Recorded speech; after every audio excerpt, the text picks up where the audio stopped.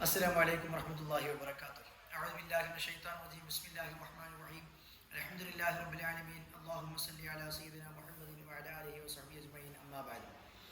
പ്രിയപ്പെട്ട ഫത്ഹുൽ മുഈൻ പഠിതാക്കളെ, അപ്പോൾ അൽഹംദുലില്ലാഹ് നമ്മളിപ്പോൾ 2-3 ക്ലാസ്സുകൾ എടുത്തു കഴിഞ്ഞു, 5ഓളം ക്ലാസ്സുകൾ എടുത്തു കഴിഞ്ഞു.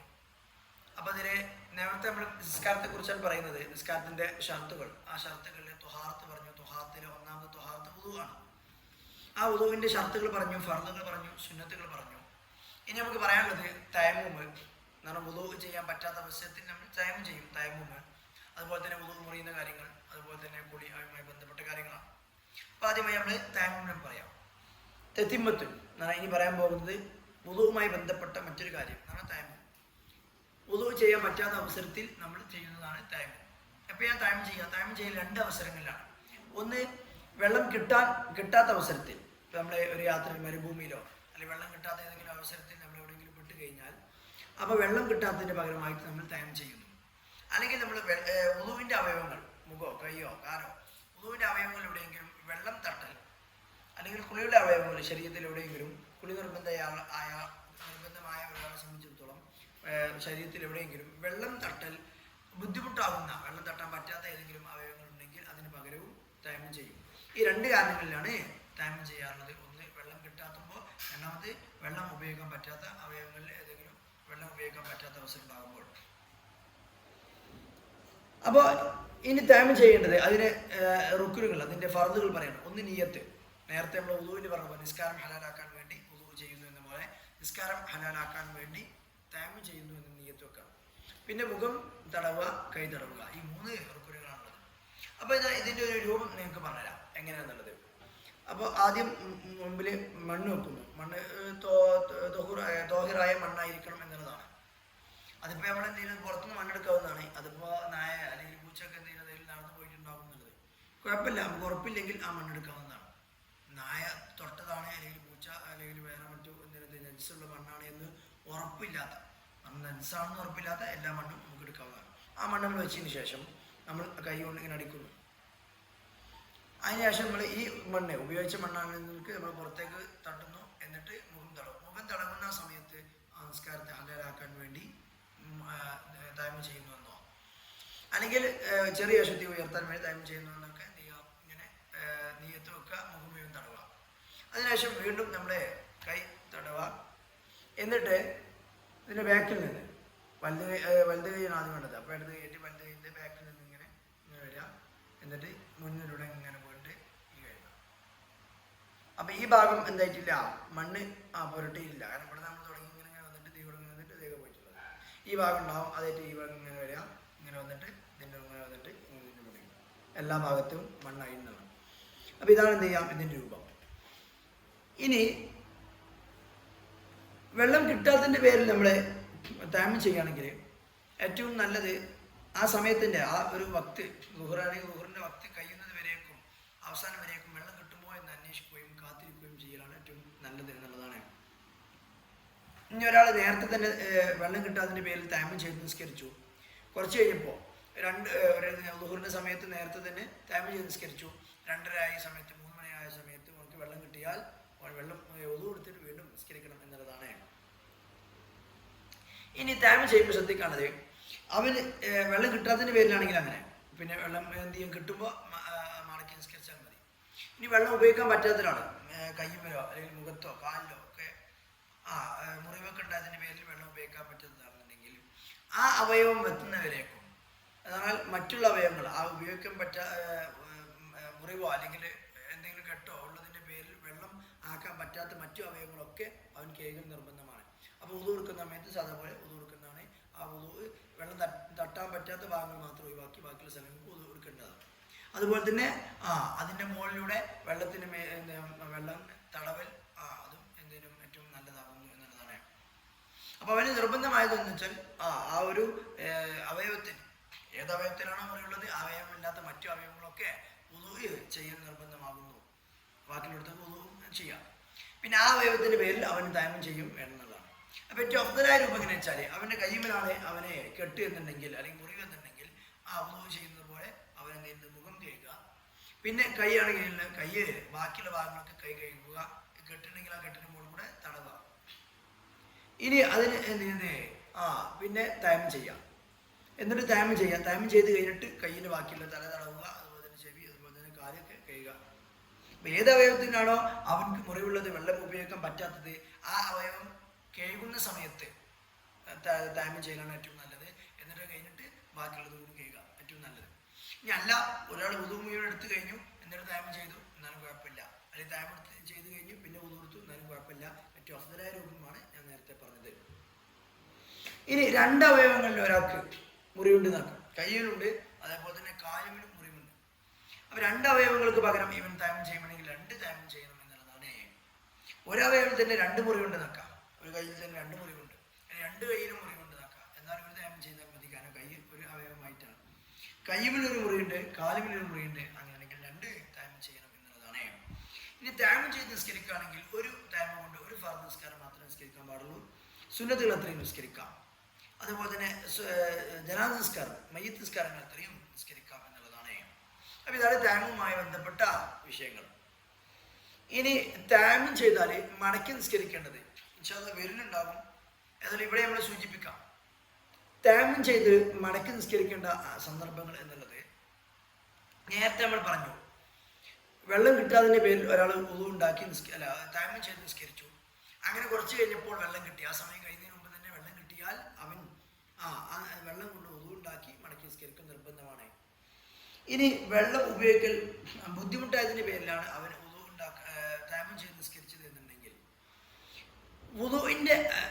തയമമിൻ്റെ അവയവമായ മുഖം, അതുപോലെ തന്നെ കയ്യ്, ഇത് രണ്ടുമാണ് കെട്ടുന്നുണ്ടെങ്കിൽ, അല്ലെങ്കിൽ വെള്ളം ഉപയോഗിക്കാൻ പറ്റാത്തത്, മുഖത്ത് മുറിവുണ്ട് അല്ലെങ്കിൽ കയ്യുമൽ മുറിവുണ്ട് അല്ലെങ്കിൽ കെട്ടുണ്ട്, അതിൻ്റെ പേരിലാണ് അവൻ തയമം ചെയ്തത് എന്നുണ്ടെങ്കിൽ ആ നിസ്കാരം മുഴുവനായിട്ട് അവൻ മടക്കി നിസ്കരിക്കണം എന്നുള്ളതാണ്.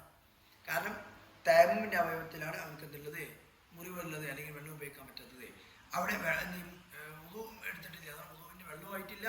തയമം ചെയ്തപ്പോൾ ആ തയമം ആയിട്ടില്ല, കാരണം മുഖത്തോ അല്ലെങ്കിൽ കയ്യിലുമാണ് അവർക്ക് കെട്ട് വന്നത് എന്നുള്ളതാണ്. അല്ലാത്ത കാലുമലാണ് എന്നുണ്ടെങ്കിൽ, വുദുവിൻ്റെ അവയവമായ കാലുമലാണ് എന്നുണ്ടെങ്കിൽ, അത് തയമമിൻ്റെ അവയവമല്ല. അവിടെ എന്നുണ്ടെങ്കിൽ ആ കെട്ട് ഇതിന് ശുദ്ധിയോട് കൂടെയാണ്, എന്നാൽ വുദുവോട് കൂടെയാണ് ആ ഒരു മുറിവ് കെട്ടിയത് എന്നുണ്ടെങ്കിൽ, അതേപോലെ തന്നെ ആ മുറിവിൻ്റെ കെട്ട്, മുറിവിന് ആവശ്യമായ കെട്ട് മാത്രമേ ഉള്ളൂ. വലിയ കെട്ട്, കാലുമൊരു ചെറിയ മുറിക്ക് വലിയൊരു കെട്ടുണ്ട്, കാല് മുഴുവനായിട്ടില്ല, അങ്ങനത്തെ കെട്ട് പറ്റില്ല. ആ മുറിക്ക് ആവശ്യമായ ചെറിയൊരു കെട്ട് മാത്രമേ ഉള്ളൂ നിൽക്കാം. മാത്രമല്ല ആ കെട്ടുന്ന സമയത്ത് നമുക്ക് വുദു ഉണ്ടായിരുന്നു എങ്കിൽ മടക്കി നിസ്കരിക്കേണ്ട ആവശ്യമില്ല. അല്ലാത്ത അവസരത്തിൽ കാല് കെട്ടുന്ന സമയത്ത് വുദു ഇല്ലെങ്കിൽ അവന് ഫുൾ മടക്കി നിസ്കരിക്കണം. അല്ലെങ്കിൽ കാലിന് ആവശ്യമില്ലാത്ത ഫുള്ള് കെട്ടിയിട്ടുണ്ട്, ബാൻഡേജ് ഒന്നായിട്ടിട്ടുണ്ട് നിൽക്കാം, എങ്കിലും അവൻ മടക്കി നിസ്കരിക്കണം എന്നുള്ളതാണ്. അപ്പം നമ്മൾ പറഞ്ഞത് മടക്കി നിസ്കരിക്കൽ നിർബന്ധമായ അവസരങ്ങൾ മൂന്നെണ്ണം. ഒന്ന് തയമമിൻ്റെ അവയവങ്ങളിൽ കെട്ടുകയാണെന്നുണ്ടെങ്കിൽ അവന് വുദു ഉണ്ടോ ഇല്ലേ നോക്കേണ്ട ആവശ്യമില്ല. തയമമിൻ്റെ അവയവമാണെന്നുണ്ടെങ്കിൽ എന്തായാലും മടക്കി നിസ്കരിക്കണം, കയ്യോ അല്ലെങ്കിൽ മുഖമാണെങ്കിൽ. കാലുമിനാണെന്നുണ്ടെങ്കിൽ അവിടെ രണ്ട് കണ്ടീഷൻ ഉണ്ട്. ഒന്ന് വുദു ഉണ്ടായിരിക്കണം നേരത്തെ തന്നെ, ആ കെട്ടുന്ന സമയത്ത് തന്നെ നമുക്ക് വുദു ഉണ്ടായിരിക്കണം. മറ്റേത് ആ കെട്ട് ആവശ്യമായ, മുറിക്ക് ആവശ്യമായ മാത്രമുള്ള കെട്ട്, അതിന് അപ്പുറത്തേക്കുള്ള കെട്ട് ഉണ്ടാവാൻ പാടില്ല എന്നുള്ളതാണ്. ഇങ്ങനെയാണെങ്കിൽ മടക്കി നിസ്കരിക്കേണ്ട, അല്ലാത്ത അവസരത്തിൽ മടക്കി നിസ്കരിക്കേണ്ടി വരും എന്നുള്ളതാണ്. ഇനി നവാഖിദുൽ വുദു, വുദു മുറിയുന്ന കാര്യങ്ങളാണ്. നമ്മളിപ്പോൾ വുദുവിനെ കുറിച്ച് നമ്മൾ പറഞ്ഞത്, വുദു മുറിയുന്ന കാര്യങ്ങളാണ് പറയുന്നത്. ഒന്ന്, ഖുറൂജു ഷൈഇൻ മിൻ അഹദി സബീലൈൽ ഹയ്യ് വലൗ വാസുറൻ.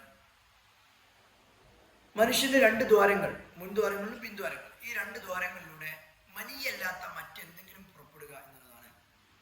അപ്പോൾ മുൻദ്വാരത്തിലൂടെ മൂത്രം അല്ലെങ്കിൽ പിൻദ്വാരത്തിലൂടെ കാഷ്ടം, ഇതല്ലാത്ത വേറെന്താണെങ്കിലും, വേറെന്തെങ്കിലും പുറത്തു വന്ന് നോക്കാം. സാധാരണ വരുന്ന അല്ലാത്ത വേറെന്തെങ്കിലും എന്ത് ചെയ്തു, അവൻ്റെ എന്ത് ചെയ്ത് ഈ ദ്വാരങ്ങളിലൂടെ പുറത്തേക്ക് വന്നു എന്ന് നോക്കാം.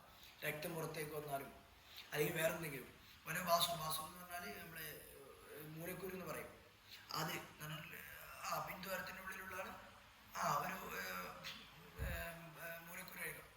അത് പുറത്തേക്ക് വന്ന് നോക്കാം. എന്തെന്നെയാണെങ്കിലും മുൻദ്വാരത്തിലൂടെയും പിൻദ്വാരത്തിലൂടെ എന്തെങ്കിലും പുറത്തേക്ക് വന്നു കഴിഞ്ഞാൽ, മനിയല്ലാത്ത വേറെ എന്തെങ്കിലും പുറത്തേക്ക് വന്നാൽ വുദു മുറിയുന്നതാണ്. മനിയ പുറത്തേക്ക് വന്നതുകൊണ്ട് വുദു മുറിയുന്നതല്ല, കുളി നിർബന്ധമാകുന്നതാണ് നമ്മൾ പറയും, പക്ഷെ വുദു മുറിയുന്നതല്ല. രണ്ടാമത് സവാലു അഖ്ലി, ബുദ്ധി നീങ്ങുക.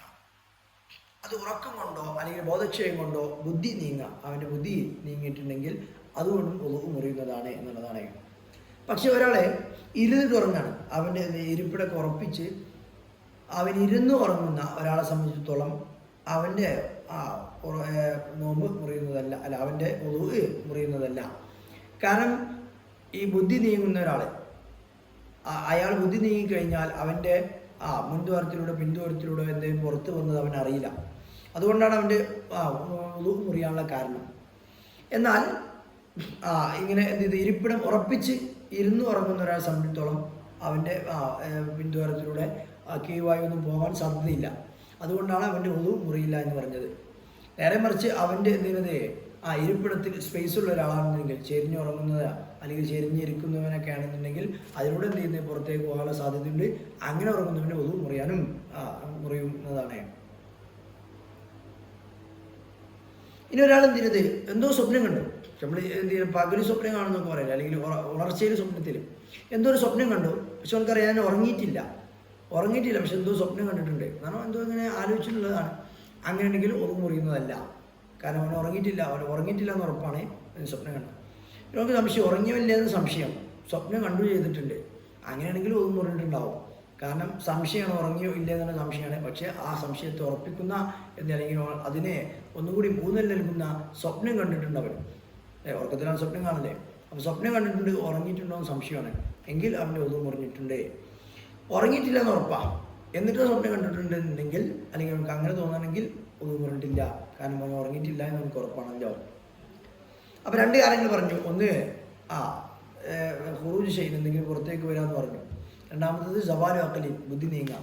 മൂന്നാമത്തെ കാരണം മസു ഫർജ് ആദമിയൻ ബിബത്രി കഫി, കയ്യിൻ്റെ ഉള്ളം കൈ കൊണ്ട്, ഈ പള്ള എന്ന് പറയും, കൈയിൻ്റെ ഉള്ളം കൈ കൊണ്ട്. ഉള്ളം കൈ എന്ന് പറഞ്ഞാൽ നമ്മളിങ്ങനെ നോക്കുമ്പോൾ കാണുന്ന ഈ വെള്ള ഭാഗം, ഇതിനാണ് എന്ത് ചെയ്യുന്നത് ഉള്ളം കൈ എന്ന് പറയുന്നത്. അതുകൊണ്ട് ഒരു മനുഷ്യൻ്റെ ഫർജിനെ തൊടുക എന്നുള്ളതാണ്. ഫർജ് കുബിലാവട്ടെ ദുബറാവട്ടെ, മുൻദ്വാരാവട്ടെ അല്ലെങ്കിൽ പിൻദ്വാരാവട്ടെ, രണ്ടാമത്തെ കൈ കൊണ്ട് തൊട്ടാൽ ആ തൊട്ടത് കൊണ്ട് അവൻ്റെ വുളു മുറിയുന്നതാണ്, മുറുക്കൽ നിർബന്ധമാകും എന്നുള്ളതാണ്. എന്നാൽ ഗുഹ്യഭാഗത്തിൻ്റെ സമീപ ഭാഗങ്ങൾ, ഗുഹ്യസ്ഥാനത്തിൻ്റെ സമീപ ഭാഗങ്ങളിൽ തൊട്ടാൽ വുളു ചെയ്യൽ സുന്നത്താകുന്നു എന്നുള്ളത് ആ കിതാബിൽ കാണാം. എന്നുവെച്ചാൽ എൻ്റെ ഹദീസിൽ തന്നെ മൻ മസ്സ ദക്റഹു അല്ലെങ്കിൽ മൻ മസ്സ ഫർജഹു ഫലിയതവല്ല എന്ന ഹദീസ് ഉണ്ട്. അപ്പോൾ അതൊക്കെ അടിസ്ഥാനത്തിൽ ദക്കർ അല്ലെങ്കിൽ ഫർജ് തൊട്ട് കഴിഞ്ഞാൽ അവന് വുളു ചെയ്യൽ നിർബന്ധമാണ്, വുളു മുറിയും എന്നുള്ളതാണ്. ഇനി നാലാമത്തത് തലാഖി ബശറത്തൈ ദക്കരിൻ ഉൻസ, ആണിൻ്റെയും പെണ്ണിൻ്റെയും തൊലി തമ്മിൽ ചേരുക എന്ന് പറയും. ബി കിബരിൻ എന്ന് പറഞ്ഞാൽ കുറച്ച് വലിയ കുട്ടിയായിരിക്കണം എന്നുള്ളതാണ്. ചെറിയ കുട്ടി, ഒരു ചെറിയ പെൺകുട്ടി എന്തിൻ്റെ തൊലി തമ്മിൽ ചേർന്നാൽ ഉദുവും മുറിയുന്നതല്ല. ശ്രദ്ധിക്കാം, നമ്മളിനി ഒരാൾ എന്ത് ചെയ്ത് നിർബന്ധിച്ച് തൊട്ടതാണെങ്കിലും, ഇപ്പം എന്നെ നിർബന്ധിച്ചിട്ട് ഒരു പെണ്ണിനെ എന്ത് ചെയ്ത് തൊടിയിപ്പിച്ചു അല്ലെങ്കിൽ എന്ത് ചെയ്ത് നിർബന്ധിച്ചിട്ടാണ് ഒരു പെണ്ണിനെ തൊട്ടത് നിൽക്കാം, എന്നാലും ഉദു മുറിയുമെന്നുള്ളതാണ്. ഞാനൊരു പെണ്ണിനെ തൊട്ട് കഴിഞ്ഞാൽ എൻ്റെ ഉദു മുറിയും ആ പെണ്ണിൻ്റെ ഉദു മുറിയും എന്നുള്ളതാണ്. അപ്രതീക്ഷിതമായിട്ട് അല്ലെങ്കിൽ എന്ത് ചെയ്ത് അറിയാതെ എന്ത് ചെയ്ത് തട്ടിയതാന്നൊക്കെ ഒരു പെണ്ണിന് മേൽ തട്ടിയതാണ്, എന്നാലും ഉദു മുറിയും എന്നുള്ളതാണ്. നമ്മൾ പറഞ്ഞത് പുരുഷൻ്റെയും സ്ത്രീയുടെയും തൊലി തമ്മിൽ ചേരുക എന്നുള്ളതാണ്, തൊലി തമ്മിൽ ടച്ച് ഉണ്ടാവുക എന്നുള്ളതാണ് ഇവിടെ പറഞ്ഞത്. ഇവിടെ തൊലി എന്ന് പറയുന്നത് നമ്മൾ എന്ത് ചെയ്യുക മനസ്സിലാക്കേണ്ടത്, മുടി, പല്ല്, അതേപോലെ തന്നെ നഖം, അതേപോലെ തന്നെ കണ്ണിൻ്റെ ഉൾഭാഗം, ഇതൊന്നും തൊട്ടാൽ ഉദു മുറിയില്ല എന്നതാണ്. എന്നാൽ നമ്മൾ തൊട്ടത് എന്ത് ചെയ്യാം, ഒരു പെണ്ണിൻ്റെ മുടിയോ അല്ലെങ്കിൽ നഖമോ അല്ലെങ്കിൽ പല്ലോ അല്ലെങ്കിൽ കണ്ണിൻ്റെ ഉൾഭാഗമൊക്കെയാണ് എന്നുണ്ടെങ്കിൽ, അങ്ങനെയാണെങ്കിൽ ഉദു മുറിയുകയില്ല എന്നുള്ളതാണ്. പരിശുദ്ധ ഖുർആൻ ഔ ലാമസ്തുമിൻ നിസ എന്ന് എന്നാൽ ഉദു മുറിയുന്ന കാര്യങ്ങൾ പറഞ്ഞത് ഔ ലാമസ്തുമിൻ നിസ, നിങ്ങൾ സ്ത്രീകൾ തൊട്ടാൽ ഉദു മുറിയുമെന്നാണ് പറയുന്നുണ്ട്. ഇനി ഇവിടെ ചില മദ്ഹബുകൾ ഇപ്പോൾ ഹനഫി മദ്ഹബിലൊന്നും പെണ്ണിന് തൊട്ടാൽ ഉദു മുറിയുന്നില്ല, വ്യത്യാസം ഉണ്ടാവും. നമ്മൾ ഷാഫി മദ്ഹബ് പ്രകാരമുള്ള കിതാബാണ് പഠിക്കുന്നത്. ഏതാനും ചില അവസരങ്ങളിൽ മറ്റു മദ്ഹബ് പറയാം. അപ്പോൾ ഹനഫി മദ്ഹബിൽ പെണ്ണിന് തൊട്ടാൽ ഉദു മുറിയുകയില്ല. കാരണം അവരുടെ അഭിപ്രായത്തിൽ ലാമസ്തുമിൻ നിസാ എന്നാൽ സ്ത്രീകളെ തൊട്ടാൽ എന്നല്ല, സ്ത്രീകളുമായി ലൈംഗിക ബന്ധത്തിൽ ഏർപ്പെട്ടാൽ മാത്രമേ ഉദു മുറിയുകയുള്ളൂ എന്നുള്ളതാണ്. തൊട്ടാൽ ഉദു മുറിയുകയില്ല എന്നുള്ളതാണ്.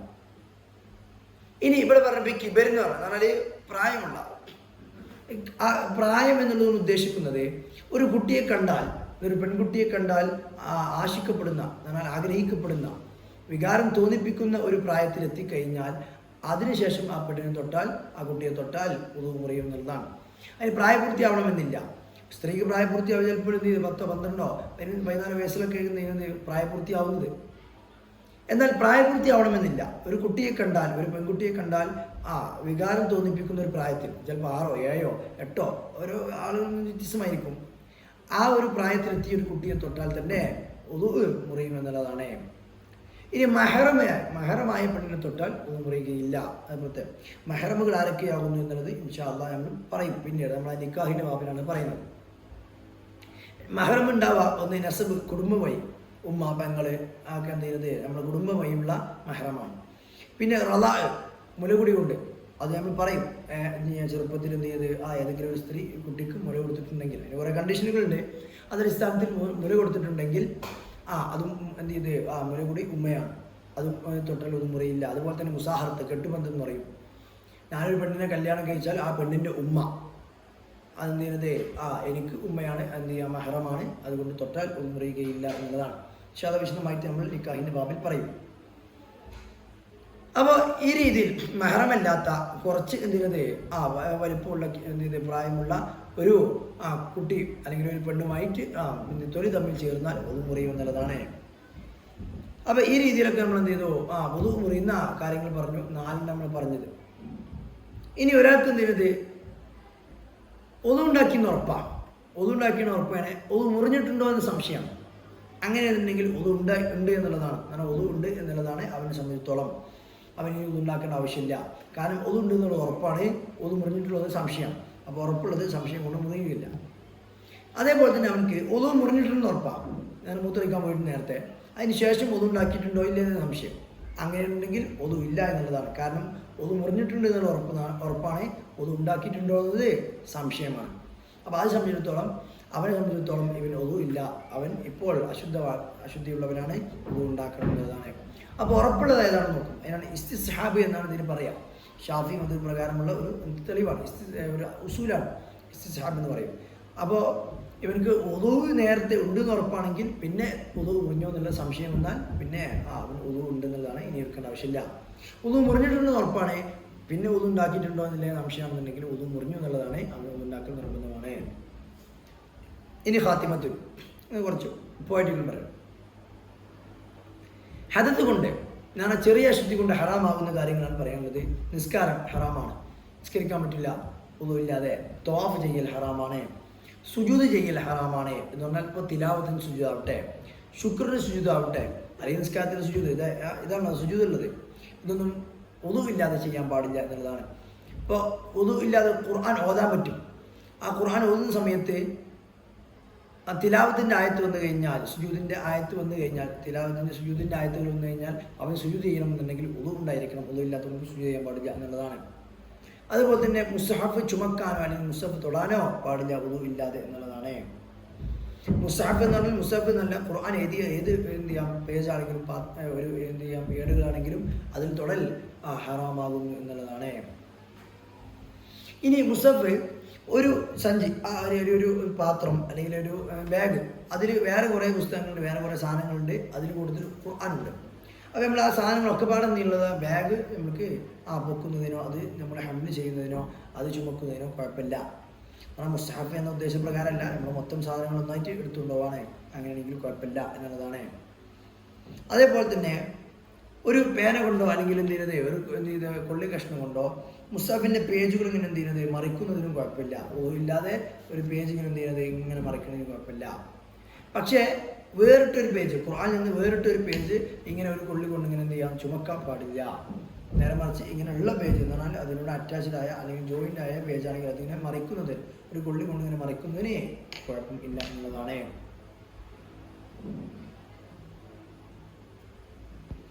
ഇനി ചെറിയ കുട്ടികളെ മുസ്ഹഫ് എടുക്കാം. ഇപ്പോൾ അവരുടെ പഠനാവശ്യാർത്ഥം ചെറിയ കുട്ടികൾക്ക് ഒതു ഇല്ലെങ്കിലും മുസ്ഹഫ് എടുക്കാവുന്നതാണ്, അവരുടെ പഠനാവശ്യാർത്ഥമാണ്. പക്ഷേ ചെറിയ കുട്ടികൾക്ക് മുസ്ഹഫ് എടുത്തു കൊടുക്കണമെങ്കിൽ അത് നമുക്ക് ഒതു ഉണ്ടായിരിക്കണം എന്നുള്ളതാണ്. വലിയ ആളുകൾക്ക് ഒതു ഉണ്ടായിരിക്കണമെങ്കിൽ മാത്രമേ ചെറിയ കുട്ടികൾ എടുത്തുകൊണ്ടാകും. മദ്രസയിൽ പോകുന്നൊരു ചെറിയ കുട്ടിക്ക് നമ്മൾ മുസ്ഹഫ് എടുത്തു കൊടുക്കുക, ഒതു ഇല്ലാതെ നമ്മൾ മുസ്ഹഫ് എടുത്തു കൊടുക്കാൻ പാടില്ല എന്നുള്ളതാണ്. ഒന്നെങ്കിൽ എന്ത് ചെയ്യാം, കുട്ടിക്ക് കിട്ടുന്ന സ്ഥലത്ത് ചായ വെക്കുകയോ അല്ലെങ്കിൽ കുട്ടിയെ ഉയർത്തിപ്പിടിച്ചിട്ട് ആ കുട്ടിയോട് എടുക്കാൻ പറയുകയോ ചെയ്യേണ്ടതാകുന്നു. ഇനി മുസ്ഹഫ് അല്ലെങ്കിൽ ഖുർആൻ മലയാള ഭാഷയിൽ എഴുതാൻ പാടില്ല. അൽഹംദുലില്ലാഹി റബ്ബിൽ ആലമീൻ എന്നുള്ളത് അങ്ങനെ മലയാളത്തിലാക്കിയിട്ട് ഖുർആനെ എഴുതാൻ പാടുന്നത് ഹറാമാണ് എന്നുള്ളതാണ്. അതേപോലെ തന്നെ മുസ്ഹഫ് നമ്മൾ അതിൻ്റെ പേജുകൾ ചീന്താനോ അല്ലെങ്കിൽ അത് കേടെടുത്താനോ പാടില്ല എന്നുള്ളതാണ്. അതേപോലെ തന്നെ കത്തിക്കാൻ പാടില്ല ശരിക്ക്. പിന്നെ ഒരു ഖുർആൻ നുരുമ്പിപ്പോവുകയോ അല്ലെങ്കിൽ അത് ഉപയോഗശൂന്യമായ അവസ്ഥയിലാണെന്നുണ്ടെങ്കിൽ അത് അവിടെ ഇവിടെയും ഇതിനെ നനഞ്ഞ് കിടക്കും എന്നുണ്ടെങ്കിൽ പിന്നെ നമുക്ക് ഒരു ഉദ്ദേശശുദ്ധിയിൽ നല്ല ഉദ്ദേശത്തിൽ നമുക്കത് കരിച്ച് കളയുകയും ആ കരി പോലും നമ്മൾ ബഹുമാനിക്കണം. അത് നമ്മളെ ചവിട്ടാനോ അല്ലെങ്കിൽ അത് നിലത്തിടാനോ പാടില്ല എന്നുള്ളതാണ്. ഇനി ജനാബത്ത് കൊണ്ട് എന്ന് പറഞ്ഞാൽ വലിയ അശുദ്ധിയുള്ള ഒരാൾ ഹറാമാകുന്ന കാര്യങ്ങൾ പള്ളിയിൽ താമസിക്കാൻ പാടില്ല എന്നാണ്. പള്ളിയിലേക്ക് പ്രവേശിക്കാൻ പാടില്ല ജനാബത്തുള്ള ഒരാൾ അല്ലെങ്കിൽ വലിയ അശുദ്ധിയുള്ള ഒരാൾ. ഖുർആൻ ഓതാനേ പാടില്ല. നേരത്തെ ഉദു ഇല്ലാതെ ഖുർആൻ തൊടാനോ അല്ലെങ്കിൽ ഖുർആനെ ചുമക്കാനോ പാടില്ല എന്നാണ്. ഖുർആൻ ഓതാൻ പറ്റും ഉദു ഇല്ലെങ്കിലും. പക്ഷേ ജനാബത്തുകാരനോ അല്ലെങ്കിൽ ഹൈദ നിഫാസുള്ള ഒരു സ്ത്രീ ഖുർആൻ ഓതാനും പാടില്ല എന്നുള്ളതാണ്. ഖുർആൻ എന്ന ഉദ്ദേശപ്രകാരം ഓതാൻ പാടില്ലെന്നാണ്. ദിക്ർ എന്ന ഉദ്ദേശപ്രകാരം ഓതാവുന്നതാണ്. ഇപ്പോൾ ഭക്ഷണം കഴിക്കുന്ന ബിസ്മില്ലാഹിർ റഹ്മാനിർ റഹീം ദിക്റാണ്. ഉറങ്ങുന്ന സമയത്ത് നമ്മൾ എന്തെങ്കിലും ദിക്ർ നിനക്ക് നമ്മൾ ചെല്ലുകയാണെങ്കിൽ കുഴപ്പമില്ല. ഖുർആൻ എന്ന ഉദ്ദേശപ്രകാരം ചെല്ലാൻ പാടില്ല എന്നുള്ളതാണ്. ഇനി ഹൈദുകാരിയെ സംബന്ധിച്ചിടത്തോളം അല്ലെങ്കിൽ നിഫാസുകാരിയെ സംബന്ധിച്ചിടത്തോളം ഇതിന് പുറമെ നോമ്പ് നോൽക്കാൻ പാടില്ല എന്നുള്ളതാണ്. നിസ്കരിക്കാനും പാടില്ല. നിസ്കാരവും അതുപോലെ തന്നെ നോമ്പും ഹറാമാകുന്നു. എന്നാൽ ജനാബത്തുകാരെ സംബന്ധിച്ചിടത്തോളം നോമ്പ് നോൽക്കാവുന്നതാണ്. ജനാബത്തുള്ള ഒരാളെ സംബന്ധിച്ചിടത്തോളം നോമ്പ് നോൽക്കാവുന്നതാണ്. നോമ്പ് നോൽക്കുന്ന വിരോധമില്ല. ഹൈദുകാരെ സംബന്ധിച്ചിടത്തോളം നോമ്പ് നോൽക്കാൻ പാടില്ല. ആ നോമ്പ് ഖദാ വീട്ടാൻ പാടില്ല എന്നുള്ളതാണ്. നോമ്പ് ഖദാ വീട്ടൽ നിർബന്ധമാണ്. നിസ്കാരം ഖദാ വീട്ടാൻ പാടില്ല. നിസ്കാരം ഖദാ വീട്ടിൽ ഹറാമാകുന്നു എന്നുള്ളത് തന്നെയാണ് കിതാബിൽ കാണുന്നത്. പിന്നെ നോമ്പ് ഖദാ വീട്ടിൽ നിർബന്ധമാണ് എന്നുള്ളതാണ്. അപ്പോൾ ഇതാണ് ഉദുവിനെ കുറിച്ച് നമ്മൾ പറഞ്ഞ അതിൻ്റെ ഷർത്തുകൾ ഫർളുകളും സുന്നത്തുകളും പറഞ്ഞു. ഉദു മുറിയുന്ന കാര്യങ്ങളും നമ്മൾ പറഞ്ഞു. ഇനി നമുക്ക് പറയാനുള്ളത് കുളിയാണ്. രണ്ടാമത്തെ ത്വഹാറത്ത് കുളിയാണ്. കുളി എന്ന് പറഞ്ഞാൽ ഉസ്ൽ എന്നാണ് പറയാം, അല്ലെങ്കിൽ ഹുസ്ൽ. കുളി എന്ന് പറഞ്ഞാൽ ശരിക്ക് ഹുസ്ൽ എന്ന് പറഞ്ഞാൽ ശരീരത്തിൽ ഇങ്ങനെ വെള്ളം ഒലിപ്പിക്കുന്നതിനാണ്. നമ്മുടെ ശരീരത്തിന് മുഴുവനായിട്ടും ശരീരം മുഴുവനായിട്ടും വെള്ളം ഒലിപ്പിക്കുന്നതിനാണ് ഹുസ്ൽ എന്ന് പറയാം. ഇനി കുളി നിർബന്ധമാകുന്ന കാര്യങ്ങൾ 4 ഒന്ന് മനി പുറപ്പെടുക എന്നുള്ളതാണ്. നേരത്തെ നമ്മൾ പറഞ്ഞിരുന്നു മനി പുറപ്പെട്ടാൽ ഉദു മുറിയില്ല എന്ന് പറഞ്ഞിരുന്നു. പക്ഷേ കുളി മുറിയുന്നതാണ്. അതിന് കുളി നിർബന്ധമാകുന്നതാണ്. മനി പുറപ്പെടുക എന്നതാണ്. ഇനി ശ്രദ്ധിക്കാം, മനി പുറപ്പെടുന്നത് മനി പുറപ്പെട്ടാൽ മാത്രമേ കുളി നിർബന്ധമാവുകയുള്ളൂ. മനുഷ്യന് മുൻദ്വാരത്തിലൂടെ മതി അല്ലെങ്കിൽ വതി എന്ന് പറയും. മനി അല്ലാത്ത എന്തിനത് മതി അല്ലെങ്കിൽ വതി എന്ന് പറയുന്ന ചെറിയൊരു വെള്ളം അത് പുറപ്പെടൽ കൊണ്ട് കുളി നിർബന്ധമാവുകയില്ല. ഉദു നിർബന്ധമാകും. കാരണം മതി ആവട്ടെ വതി ആവട്ടെ രണ്ടാണെങ്കിലും അത് നജസാകുന്നു. നജസ് പുറപ്പെടാം. നജസ് എന്നല്ല നമ്മൾ പറഞ്ഞു. മനിയല്ലാത്ത വേറെ എന്ത് പുറപ്പെട്ടാലും ഉദു നിർബന്ധമാകും എന്ന് പറഞ്ഞു. അപ്പോൾ മതിയോ അല്ലെങ്കിൽ വതിയോ പുറപ്പെട്ടാൽ ഉദു നിർബന്ധമാകും. കുളി നിർബന്ധമാവില്ല. കുളി നിർബന്ധമാവണമെങ്കിൽ മനി തന്നെ പുറപ്പെടണം എന്നുള്ളതാണ്. ഇനി രണ്ടാമത്തതായിട്ട് ദുഹൂൽ അശ്വത്തിൻ ഫർജൻ, ഒരു ഫർജിലേക്ക് ഹഷ്വ പ്രവേശിപ്പിക്കുക എന്നുള്ളതാണ്. ഹഷ്വ പ്രവേശിക്കുക എന്നാൽ പുരുഷന്റെ എന്തിനത് അവയവം അത് എന്തിനു സ്ത്രീയിലേക്കോ സ്ത്രീയുടെ അവയവത്തിലേക്ക് പ്രവേശിക്കുക എന്നുള്ളതാണ് രണ്ടാമത്തത് പറയുന്നത്. ഇനി മൂന്നാമത്തത് ഹൈദ് ഉണ്ടാവുക എന്നുള്ളതാണ്. ഹൈദ് പറഞ്ഞാൽ ഒരു സ്ത്രീയുടെ ഗർഭാശയത്തിന്റെ ഗർഭാശയത്തിന്റെ അറ്റത്തിൽ നിന്ന് വരുന്ന രക്തത്തിനാണ് ഹൈദ് എന്ന് പറയാം. ആ ഹൈദ് മുറിയൽ കൊണ്ട് അവൾക്ക് കുളി നിർബന്ധമാകുന്നതാണ്. ഹൈദ് ഉണ്ടാവാനുള്ള മിനിമം പ്രായം പറയുന്നുണ്ട് 9 വയസ്സാണ് എന്ത് ഹൈദ് ഉണ്ടാവാനുള്ള മിനിമം പ്രായം. ഇനി 9 വയസ്സിന് മുമ്പ് ഒരു 10-15 ദിവസങ്ങൾക്ക് മുമ്പ് അവൾക്ക് രക്തം കണ്ടാലും അത് ഹൈദായിട്ട് പരിഗണിക്കാം. അതിന് മുമ്പ് 6ാമത്തെ വയസ്സിലോ 7ാമത്തെ വയസ്സിലൊക്കെ ആ രക്തം കണ്ടാൽ അത് ഹൈദായിട്ട് പരിഗണിക്കുന്നതല്ല എന്നുള്ളതാണ്. ഹൈദിൻ്റെ ഏറ്റവും ചുരുങ്ങിയ സമയം ഒരു ദിവസമാകുന്നു. ഓലിവ് 6-7 ദിവസമാണ് സാധാരണ തീരുന്നുണ്ടാവുക. മാക്സിമം 15 ദിവസമായിരിക്കും ഉണ്ടാവുക. അതുപോലെ തന്നെ 2 ഹൈദുകൾക്കിടയിലുള്ള മിനിമം സമയം അക്കല്ല് തുഹരി ബൈൽ ഹൈദൈൻ, 2 ഹൈദുകൾക്കിടയിലുള്ള തുഹർ എന്ന് പറഞ്ഞാൽ ആ ഒരു ഹൈദില്ലാത്ത ശുദ്ധിയുള്ള സമയം 15 ദിവസമാണ് മിനിമം. അപ്പോൾ ഒരു മാസം ജനുവരി മാസത്തിൽ 10-ാം തീയതി ഒരു സ്ത്രീക്ക് ഹൈദ് മുറിഞ്ഞാൽ മിനിമം ജനുവരി മാസം 25-ാം തീയതി അടുത്ത ഹൈദ് ഉണ്ടാവാൻ പാടുള്ളൂ. അതിനിടയിൽ ഹൈദ് ഉണ്ടാവുകയാണെങ്കിൽ അത് ഹൈദായി അല്ല, അത് രക്തം വരികയാണെങ്കിൽ അത് ഹൈദായിട്ട് പരിഗണിക്കില്ല. അത് ഇസ്തിഹാദത്താണ്. ഇൻഷാ അല്ലാഹ് നമ്മൾ ചർച്ച വരും. ഇനി ഹൈദ് ഒരു സ്ത്രീയെ സംബന്ധിച്ചിടത്തോളം നേരത്തെ നമ്മൾ പറഞ്ഞതുപോലെ തന്നെ ജനാബത്ത് കൊണ്ട് ഹറാമാകുന്ന ഒക്കെ ഹറാമാകും. നേരത്തെ നമ്മൾ പറഞ്ഞ പോലെ ഖുർആൻ ഓതൽ, ഖുർആൻ തൊടൽ, അതുപോലെ തന്നെ പള്ളിയിൽ പ്രവേശിക്കൽ, നോമ്പ്, നിസ്കാരം എന്നൊക്കെ. അതിന് പുറമെ ഹൈദുള്ള സമയത്ത് ഭർത്താവുമായിട്ട് ലൈംഗിക ബന്ധത്തിൽ ഏർപ്പെടലും ഹറാമാകുന്നു എന്നുള്ളതാണ്. ഇനി ഒരാൾക്ക്, ഒരു സ്ത്രീക്ക് ഹൈദ് മുറിഞ്ഞാൽ ഹൈദ് മുറികളോടുകൂടെ കുളിക്കുന്നതിന് മുമ്പ് നോമ്പ് നോക്കാവുന്നതാണ്. രാത്രി ഹൈദ് മുറിഞ്ഞു, അല്ലെങ്കിൽ സുബൈന് മുമ്പുള്ള സമയത്ത് ഹൈദിൻ്റെ ഇത് കഴിഞ്ഞു, മുറിഞ്ഞിട്ടുണ്ട്, കുളിക്കുന്നതിന് മുമ്പ് തന്നെ നോമ്പ് നോക്കാവുന്നതാണ്. നമ്മൾ നോമ്പ് നോക്കിയിട്ട് പിന്നെ കുളിച്ചാൽ മതി. പക്ഷേ കുളിക്കുന്നതിന് മുമ്പ് തന്നെ ഭർത്താവുമായി ലൈംഗിക ബന്ധത്തിൽ ഏർപ്പെടാൻ പാടില്ല എന്നുള്ളതാണ്. കാരണം ഹൈദുള്ള സ്ത്രീ ഹൈദ് മുറിഞ്ഞാൽ കുളിച്ചു കഴിഞ്ഞതിന് ശേഷമേ ഭർത്താവുമായി ലൈംഗിക ബന്ധത്തിൽ ഏർപ്പെടാൻ പാടുള്ളൂ എന്നുള്ളതാണ്. നാലാമത്തെ കാരണം നിഫാസ് എന്നുള്ളതാണ്. മൂന്നെണ്ണം പറഞ്ഞു ഹൈദ്, ഒന്ന് ഹുജുമനിയെ, 2 ദുഖൂൽ അഷ്ഫ, പ്രവേശിക്കുക, 3 ഹൈദ്, നാലാമത്തത് നിഫാസ്. നിഫാസ് എന്ന് പറഞ്ഞാൽ വിലാദത്തിൻ്റെ സമയത്ത്, പ്രസവത്തിൻ്റെ സമയത്ത് ആ കുട്ടി പുറത്തേക്ക് വരുമ്പോൾ ഉടനെ വരുന്ന രക്തമാകുന്നു. അതിന് ഏറ്റവും മിനിമം ഒരു ലഹദത്തിന് പറയും, ഒരൊറ്റ നിമിഷം മാത്രമാകുന്നു. കുട്ടി വരലോടുകൂടെ ആ രക്തവും വരും, കഴിഞ്ഞു. സാധാരണ രീതിയിൽ 40 ദിവസമാണ് എന്ന് പറയാറുള്ളത്. പിന്നെ മാക്സിമം 60 ദിവസമാണ് ആ നിഫാസിൻ്റെ രക്തം ഉണ്ടാവുക എന്നുള്ളതാണ്. ഇനി അതുപോലെ തന്നെ ഷഹീദല്ലാത്ത ഒരാൾ മരിച്ചാലും ആ മയ്യിത്തിനെ കുളിപ്പിക്കലും നിർബന്ധമാകുന്നു എന്നുള്ളതാണ്. ഇനി ഹൈദിനെ കുറിച്ചുള്ള ഈ ഒരു വിവരങ്ങളൊക്കെ മഹാനായ ഇമാം ഷാഫിഈ റളിയല്ലാഹു അൻഹു അദ്ദേഹം മിസ്രിലുള്ള സ്ത്രീകൾ, ഓരോ സ്ത്രീകളോടും അന്വേഷിച്ച് അദ്ദേഹം ഒരു സർവേ നടത്തി. ആ സർവേയിൽ നിന്ന് അദ്ദേഹം കണ്ടെത്തിയതാകുന്നു ഇങ്ങനെ മിനിമം 9ാമത്തെ വയസ്സിൽ നിന്നാണ് ആ ഹൈദ് തുടങ്ങുന്നത് എന്നും, അതുപോലെ തന്നെ ഹൈദിൻ്റെ മിനിമം സമയം, മാക്സിമം സമയം അല്ലെങ്കിൽ സാധാരണ സമയം, നിഫാസിൻ്റെ മിനിമം, മാക്സിമം അല്ലെങ്കിൽ സാധാരണ, ഇതൊക്കെ മഹാനായ ഇമാം ഷാഫിഈ റളിയല്ലാഹു അൻഹു മിസ്രിലുള്ള, ഈജിപ്തിലുള്ള സ്ത്രീകളോട് അന്വേഷിച്ച് കണ്ടെത്തിയതാകുന്നു എന്നതാണ്. ഇനി കുളിയുടെ ഫർദാണ് പറയാൻ പോകുന്നത്. കുളിയുടെ ഫർദ് 2 ഉള്ളൂ. ഒന്ന് നിയ്യത്ത് വെക്കുക എന്നുള്ളതാണ്. അതേപോലെ തന്നെ രണ്ടാമത്തത് ശരീരം മുഴുവൻ വെള്ളമാക്കുക എന്നുള്ളതാണ്. നിയ്യത്ത് വെക്കുമ്പോൾ നേരത്തെ പറഞ്ഞ കുളി എന്ന ഫർദിനെ നിയ്യത്ത് വെക്കുന്നു, അല്ലെങ്കിൽ നേരത്തെ പോലെ എന്ത് ചെയ്യുന്നത് വലിയ അശുദ്ധിയെ ഉയർത്തുന്നു എന്നോ, അതുപോലെ എന്തെങ്കിലും നിസ്കാരത്തെ ഹലാലാക്കാൻ വേണ്ടി വലിയ അശുദ്ധിയെ ഉയർത്തുന്നു എന്നോ, അങ്ങനെയൊക്കെ. വെറും കുളിക്കുന്നു എന്ന് മാത്രം നിയ്യത്ത് വെച്ചൊന്നും പോരാ. നിർബന്ധമായ കുളി, വലിയ അശുദ്ധി ഉയർത്താനുള്ള കുളി എന്നുള്ളത് തന്നെ കരുതണം എന്നുള്ളതാണ്. മാത്രമല്ല എപ്പോഴും നിയ്യത്ത് വെക്കേണ്ടത്, നമ്മൾ കുളിക്കുമ്പോൾ ആദ്യം വെള്ളം തട്ടുന്ന ഭാഗം ഏതോ അത് വെള്ളം തട്ടുന്ന സമയത്താണ് നിയ്യത്ത് വെക്കേണ്ടത് എന്നുള്ളതാണ്. രണ്ടാമത്തതിൽ ശരീരം മുഴുവൻ വെള്ളം ഒലിപ്പിക്കുക എന്നുള്ളതാണ്. ശരീരം മുഴുവൻ എന്ന് പറഞ്ഞാൽ ശരീരത്തിൻ്റെ ചുളിവുള്ള എല്ലാ ഭാഗങ്ങളും, നമ്മുടെ കണ്ണിൻ്റെ ഉള്ളുഭാഗം, ചെവിയുടെ ഭാഗങ്ങളൊക്കെ എന്തിനത് ഉള്ളുഭാഗം എന്ന് പറഞ്ഞാൽ ഉള്ളിലേക്കല്ല, ചെവിയുടെ പുറത്തേക്ക് കാണുന്ന ഭാഗങ്ങൾ മുഴുവൻ വെള്ളം തട്ടണം, വെള്ളം ഒലിപ്പിക്കണം എന്നുള്ളതാണ്. എന്നാൽ ചേലാക്രമം ചെയ്യാത്ത ഒരാളെ സംബന്ധിച്ചിടത്തോളം അയാളുടെ ആ ഗുഹ്യസ്ഥാനത്തിൻ്റെ ഉൾഭാഗങ്ങൾ ചേലാക്രമം ചെയ്യാമാകുന്നില്ല. അതിനാണ് മദഹ്തൽ കുൽഫത്ത് എന്ന് പറയുന്നത്. അക്കലഫ് ചേലാക്രമം ചെയ്യാത്ത ഒരാളെ സംബന്ധിച്ചിടത്തോളം അതിൻ്റെ ആ ഒരു നെജിസുള്ള ഭാഗങ്ങളൊക്കെ ഉണ്ടാകും. അതൊക്കെ കൃത്യമായിട്ട് കഴുകിയിട്ടായിരിക്കണം കുളിക്കേണ്ടത് എന്നുള്ളതാണ്. ഇനി ശരീരത്തിൻ്റെ എല്ലാ ഭാഗങ്ങളും തട്ടിയൊന്നും ഉറപ്പിക്കേണ്ട ആവശ്യമില്ല. എല്ലാ ഭാഗത്തും തട്ടി കൃത്യമായിട്ട് വെള്ളം എത്തിക്കേണ്ട ആവശ്യമില്ല. മൊത്തം കുളിക്കുമ്പോൾ ശരീരത്തിന് എല്ലാ ഭാഗത്തും എത്തി എന്നുള്ള ഒരു ഭാവന നമുക്കുണ്ടാവും. ഒരു 90% നമുക്കൊരു ഉറപ്പുണ്ടാവും എല്ലാ ഭാഗത്തും എത്തി എന്നുള്ളത്. അങ്ങനെ എന്ത് ചെയ്ത് എത്തിയാൽ തന്നെ മതി എന്നുള്ളതാണ്.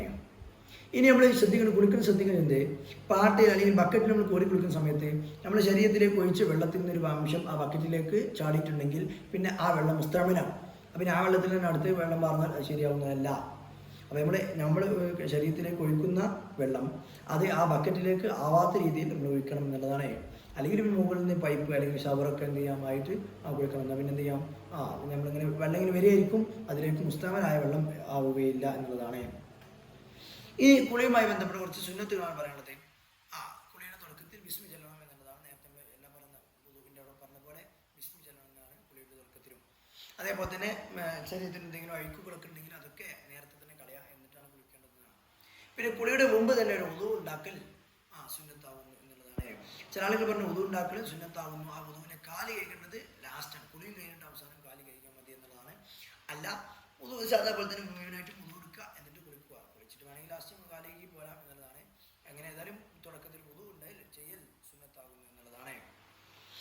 മാത്രമല്ല കുളിക്കുന്ന സമയത്ത് ഈ ചുളിവുള്ള ഭാഗങ്ങളൊക്കെ ഒന്നിനും ചെയ്യാൻ മുരച്ചിട്ടൊക്കെ കൈകളെ പ്രത്യേകം സുന്നത്തുള്ളതാകുന്നു. മാത്രമല്ല 3 വട്ടം കുളിക്കാം. 3 വട്ടം കുളിക്കണം. ഒരെണ്ണം കുളിച്ച് പിന്നെ എന്ത് ചെയ്തു തോർത്തി കഴിഞ്ഞ് പിന്നെ 2ാം കുളിക്കുക, അങ്ങനെ കുളിക്കേണ്ട ആവശ്യമില്ല. 3 വട്ടം വെള്ളം ഒലിപ്പിക്കൽ സുന്നത്താകുന്നു എന്നുള്ളതാണ്. കാരണം നമ്മൾ പറഞ്ഞു കുളി എന്ന് പറഞ്ഞാൽ ശരീരം മുഴുവൻ വെള്ളം ഒലിപ്പിക്കാന്ന് പറഞ്ഞു. അത് 3 വട്ടം ഇങ്ങനെ ഒലിപ്പിക്കൽ അത് സുന്നത്താകുന്നു എന്നുള്ളതാണ്. അതേപോലെ തന്നെ ഖിബിലക്ക് മുന്നിട്ട് കുളിക്കൽ അതും സുന്നത്താകുന്നു എന്നുള്ളതാണ്. ഏതാനും ചില സുന്നത്തുകൾ നമ്മൾ പറഞ്ഞു. ഇനി ഒരാൾ വെള്ളിയാഴ്ച ജുമഅക്ക് പോകുന്ന സമയത്ത് അവർക്ക് ജനാബത്തിന്റെ കുളി കുളിക്കാണ്ട് വെള്ളിയാഴ്ച ജുമഅക്ക് സുന്നത്താണ് കുളി. അത് 2 കൊണ്ട് നിൽക്കാം. ഒരാൾ ഒറ്റ കുളിയിൽ തന്നെ 2 നിയത്തും വെച്ച് കഴിഞ്ഞാൽ 2ന്റെയും കൂലി കിട്ടും എന്നുള്ളതാണ്. ജനാബത്ത് കുളി എന്നുള്ളതും അതേപോലെ തന്നെ ജുമയുടെ സുന്നത്തിന്റെ കുളി എന്ന് 2 നിയത്ത് വെച്ചാൽ 2 കുളിയും കിട്ടുന്നതാണ്. 1 മാത്രം കരുതിയാൽ അത് മാത്രമേ കിട്ടുള്ളൂ. ജനാബത്ത് കുളി എന്ന് മാത്രം കരുതിയാൽ അത് മാത്രമേ കിട്ടുള്ളൂ. ജുമയുടെ സുന്നത്ത് കുളി കിട്ടൂല. അല്ലെങ്കിൽ ജുമയുടെ സുന്നത്ത് കുളി എന്ന രീതിയിൽ എന്ത് ചെയ്തു കുളിച്ചാൽ ജനാബത്ത് കൂടുന്നതല്ല, ജനാബത്തിന് കൂടി വീണ്ടും കുളിക്കേണ്ടി വരും എന്നുള്ളതാണ്. ഇനി ഒരാൾക്ക് വുദൂ മുറിഞ്ഞു, കുളി നിർബന്ധമാവും ചെയ്തു. കാരണം ചെറിയ ശുദ്ധി ഉണ്ടായി, വലിയ ശുദ്ധി ഉണ്ടായി ഞേക്കാം. അങ്ങനെയാണെങ്കിൽ നമ്മൾ നേരത്തെ പറഞ്ഞതാണ് അവൻ കുളിക്കൽ കൊണ്ട് മാത്രം അതിന് നെയ്യത്തോടു കൂടെ കുളി നിർബന്ധ കുളിയുടെ നെയ്യത്തോടു കൂടെ അവൻ കുളിച്ചാൽ തന്നെ അവർക്ക് കുളിയും കിട്ടും, വുദൂവും കിട്ടുന്നതാകുന്നു. പിന്നെ വേറെ വുദൂ ഉണ്ടാക്കേണ്ട ആവശ്യം ഇല്ല എന്നുള്ളതാണ്. ഇനി ജനാബത്ത് കാരനാവട്ടെ അല്ലെങ്കിൽ എന്ത് ചെയ്യുന്നത് ഹൈദ് നിഫാസ് എന്ന സ്ത്രീ ആവട്ടെ, അവർക്ക് ഈ ജനാബത്തിൽ നിന്ന് എന്ത് ചെയ്യുക വിരമിച്ചാൽ അല്ലെങ്കിൽ ഹൈദ് നിഫാസിൽ നിന്ന് മുറിഞ്ഞാൽ അവരുടെ ആ ഗുഹ്യ ഭാഗം ഒക്കെ കേഴുകൽ സുന്നത്തുള്ളതാകുന്നു എന്നുള്ളതാണ്. എന്ന് പറഞ്ഞാൽ അവർ ഉറങ്ങുമ്പോഴോ അല്ലെങ്കിൽ ഭക്ഷണം കഴിക്കാനോ അല്ലെങ്കിൽ വെള്ളം കുടിക്കാനൊക്കെ ഇങ്ങനെ ആ ഭാഗങ്ങളിൽ കഴുകിയിട്ട് വെള്ളം കുടിക്കാനാകുന്നു. അതുപോലെ തന്നെ വുദൂ ചെയ്യൽ സുന്നത്താകുന്നു. അപ്പോൾ വുദൂ ഇല്ലാതെ ജനാബത്തുള്ള അല്ലെങ്കിൽ ഹൈദ് നിഫാസ് മുറിഞ്ഞ ഒരു സ്ത്രീ വുദൂ ചെയ്യാതെ ഭക്ഷണം കഴിക്കുന്നതോ വെള്ളം കുടിക്കുന്നതോ അല്ലെങ്കിൽ ഉറങ്ങുന്നതോ കറാഹത്താകുന്നു എന്നുള്ളതാണ്. ഇനി ജനാബത്തുള്ള അല്ലെങ്കിൽ ഹൈദ് നിഫാസ് മുറിഞ്ഞ ഒരു സ്ത്രീ അവരുടെ ശരീരത്തിൽ നിന്ന് കുളിക്കുന്നതിന് മുമ്പായിട്ട് നഖമോ മുടിയോ ഒന്നും നീക്കം ചെയ്യാതിരിക്കലാണ് നല്ലത്. കാരണം നീക്കം ചെയ്തു കഴിഞ്ഞാൽ ആഖിറത്തിൽ ഈ മുടിയും നഖമൊക്കെ നമ്മളിലേക്ക് തിരിച്ചു വരുമ്പോൾ ജനാബത്തുള്ള മുടിയോ അല്ലെങ്കിൽ നഖമോ ഒക്കെ ആയിട്ടാണ് തിരിച്ചു വരിക. അതുകൊണ്ട് കുളി നിർബന്ധമായ ഒരാൾ കുളിച്ചു കഴിഞ്ഞതിന് ശേഷം നഖോ അല്ലെങ്കിൽ മുടിയൊക്കെ നീക്കം ചെയ്യേണ്ടതാകുന്നു. ഈ ഒരാൾ ജനാബത്തുള്ള ഒരാളാണ്. സാധാരണ നമ്മളിപ്പോൾ നഖമൊക്കെ വെട്ടല് എപ്പോഴാണ് നേരത്തെ കുളിക്കുന്ന മുമ്പ് നഖമൊക്കെ വെട്ടിട്ടാണ് കുളിക്കാൻ പോവുക. അപ്പോൾ ജനാബത്തുള്ള ഒരാൾ കുളിച്ചിട്ട് ഒരു നഖം വെട്ടുക എന്ന് പറയുമ്പോൾ എന്ത് ചെയ്യുക, കുളിച്ചതിന് ശേഷം നഖം വെട്ടുന്നത് മോശമാണ്. അപ്പോൾ ഓൻ എന്ത് ചെയ്യുന്നത്, നഖം വെട്ടിയിട്ട് കുളിക്കുക എന്നുണ്ടെങ്കിൽ ഓൻ എന്ത് ചെയ്യണം, കൈ കഴുകുക. കുളിയുടെ നെയ്യത്ത് വെച്ച് കൈ കഴുകുക. എന്നാൽ കൈയിൻ്റെ ഭാഗം എന്ത് ചെയ്തു, വൃത്തിയായി. കാരണം കുളി വീടി. എന്നിട്ട് അവൻ നഖം വെട്ടുക, എന്നിട്ട് ബാക്കിയുള്ള ഭാഗം കുളിക്കുക. അപ്പോൾ അവനക്ക് കൈ വെട്ടുന്നിടത്ത് എന്ത് ചെയ്യുന്നത്, നിർബന്ധ കുളിയുടെ നെയ്യത്ത് വെച്ചിട്ട് കൈ കഴുകുക, നഖത്തിൻ്റെ ഭാഗം കഴുകുക, എന്നിട്ട് നഖം വെട്ടുക. അങ്ങനെയാണെങ്കിൽ ആ വെട്ടിയ നഖം അല്ലെങ്കിൽ ആ കൈ എന്തായിട്ടുണ്ട്, ശുദ്ധിയായിട്ടുണ്ട്. അവൻ എന്ത് ചെയ്ത് ഖിയാമത്ത് നാളിൽ തിരിച്ചു വരുമ്പോൾ ശുദ്ധിയുള്ളതായിട്ടാണ് വരിക എന്നുള്ളതാണ്.